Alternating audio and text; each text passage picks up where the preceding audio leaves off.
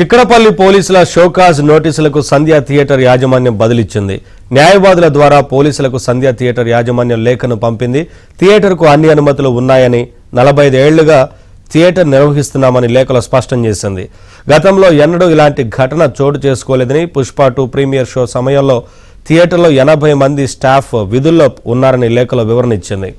December 4, 5వ తేదీల్లో థియేటర్ను మైత్రి movies engage చేసుకుందని, గతంలో అనేక సినిమాల రిలీజ్ సమయంలో కూడా ఆయా హీరోలు థియేటర్కు వచ్చారని సంధ్య థియేటర్ మేనేజ్మెంట్ వివరణ ఇచ్చింది.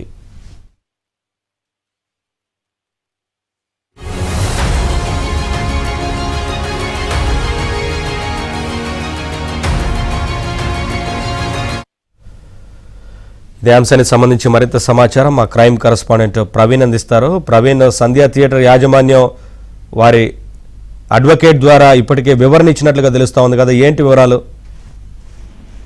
సంధ్య థియేటర్ ఘటన పైన గతంలో హైదరాబాద్ పోలీసులు అంటే చిక్కడపల్లి పోలీసులు షోకాజ్ నోటీస్ జారీ చేయడం జరిగింది. జరిగినటువంటి సంఘటన పైన పూర్తి స్థాయి నివేదిక ఇవ్వాలి, పూర్తి స్థాయి వివరణ ఇవ్వాలంటూ కూడా షోకాజ్ నోటీస్ ఇవ్వడంతో 6 పేజీల లేఖను న్యాయవాదుల ద్వారా ఇప్పటికే చిక్కడపల్లి పోలీసులకు సంధ్య థియేటర్ యాజమాన్యం సమర్పించింది. సంధ్య థియేటర్ లో అన్ని అనుమతులు ఉన్నాయని, గత 45 ఏళ్లుగా థియేటర్ ను రన్ చేస్తున్నాం, గతంలో ఎన్నడూ కూడా ఇలాంటి సంఘటన జరగలేదు, ఈ సంఘటన జరుగుతుందని మేము కూడా భావించలేదు, కాబట్టి తమ తప్పిదం ఏం లేదనేటువంటి అంశాన్ని పోలీసులకైతే మాత్రం వివరణ ఇచ్చుకున్నారు. పుష్ప 2 ప్రీమియర్ షో సందర్భంగా థియేటర్ లో 80 మంది వరకు కూడా స్టాఫ్ వాళ్ళు విధుల్లో ఉన్నట్లు కూడా అందులో పేర్కోవడం జరిగింది. మరోవైపు 4, 5 తేదీల్లో అంటే ఈ నెల 4, 5 తేదీల్లో థియేటర్ ను మైత్రి మూవీ ఎంగేజ్ చేసుకుందని, గతంలో అనేక సినిమాలు రిలీజ్ సందర్భంగా కూడా సంధ్యా థియేటర్ కి ఎక్కువ మంది హీరోలు వచ్చి మాస్ పబ్లిక్ కావచ్చు, మాస్ పీపుల్స్ అంతా కూడా అభిమానులు పెద్ద సంఖ్యలో సంధ్యా థియేటర్ లో సినిమా చూడడానికి వస్తారు. కాబట్టి అదే విధంగా ఆనవాయితీగా హీరోలు కూడా అక్కడికి చేరుకుంటూ ఉంటారు, సినిమా చూస్తూ ఉంటారు. అందులో భాగంగానే అల్లు అర్జున్ కూడా రావడం జరిగింది. సంధ్యా థియేటర్ లో ఇటు 4 వీలర్స్ కు 2 వీలర్స్ కూడా ప్రత్యేకమైనటువంటి పార్కింగ్ కూడా ఉంది.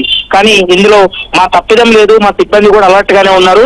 కానీ ఒక్కసారిగా జరిగేటువంటి తొక్కిసలాట వల్లే మహిళ ప్రాణాలు కోల్పోయిందనేటువంటి అంశాన్ని ప్రస్తుతం వాళ్ళు ఇచ్చినటువంటి లేఖలో కూడా ఉంది.